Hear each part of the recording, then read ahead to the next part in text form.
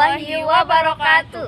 Halo semuanya, selamat datang di podcast kami. Bersama saya Novita Anggraini Widi Agustin dan teman saya. Perkenalkan, saya Hidya Erika.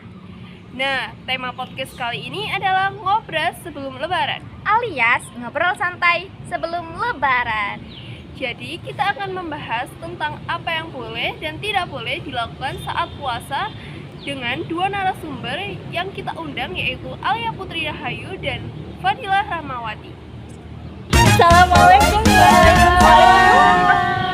Nah, ini nih guys, yang namanya Kak Fadilah Rahmawati dan Kak Alia Putri Rahayu.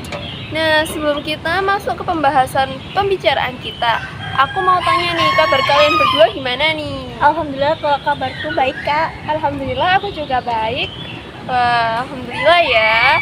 Gimana nih puasanya, lancar kan atau udah ada yang bolong nih? Waduh, kalau aku sih udah pernah beberapa kali bolong ya Kak, karena sakit. Saya sama kok sama Alia, udah pernah bolong puasa karena sakit. Wah, emang sih di bulan Ramadan itu cuacanya itu berubah-ubah ya, pancaroba. Jadi buat kita, tubuh kita itu kurang fit gitu. Bener banget Kak. Nah, ngomong-ngomong tentang puasa nih, pasti ada kebiasaan atau kelakuan yang baik dan tidak baik dalam puasa kan ya? Ini ada beberapa pertanyaan yang berhubungan dengan itu semua. Yang pertama, apakah boleh kita menangis saat waktu puasa?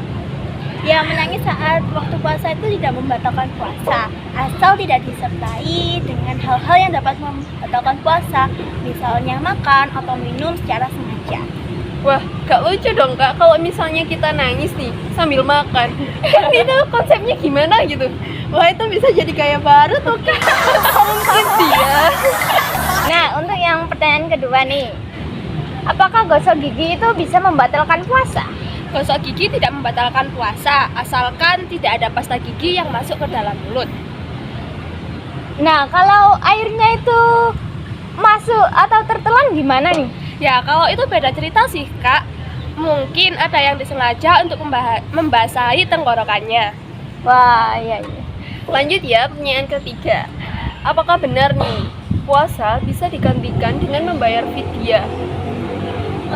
Benar Kak, kan fidyah itu kan diperuntukkan untuk mereka yang tidak bisa berpuasa, mungkin karena usianya yang sudah tua, atau karena masalah kesehatan, atau karena memang sudah tidak memiliki harapan untuk sembuh.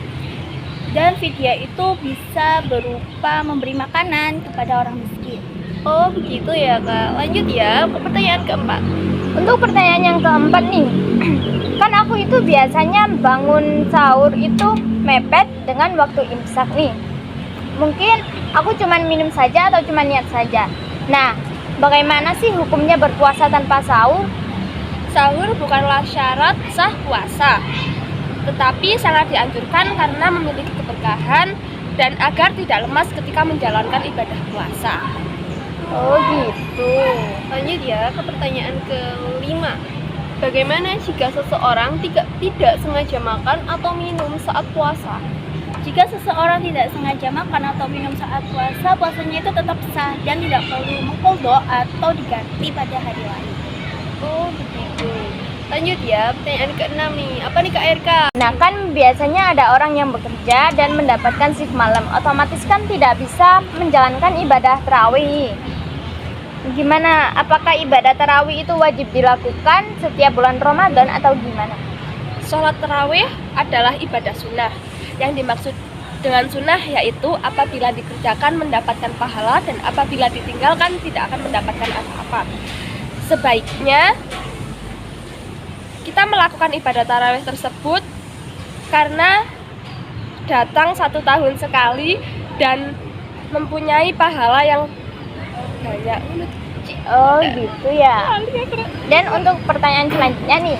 Nah, ini pertanyaan yang terakhir nih guys. Yang terakhir adalah bagaimana nih cara membayar qadha puasa yang terlewatkan?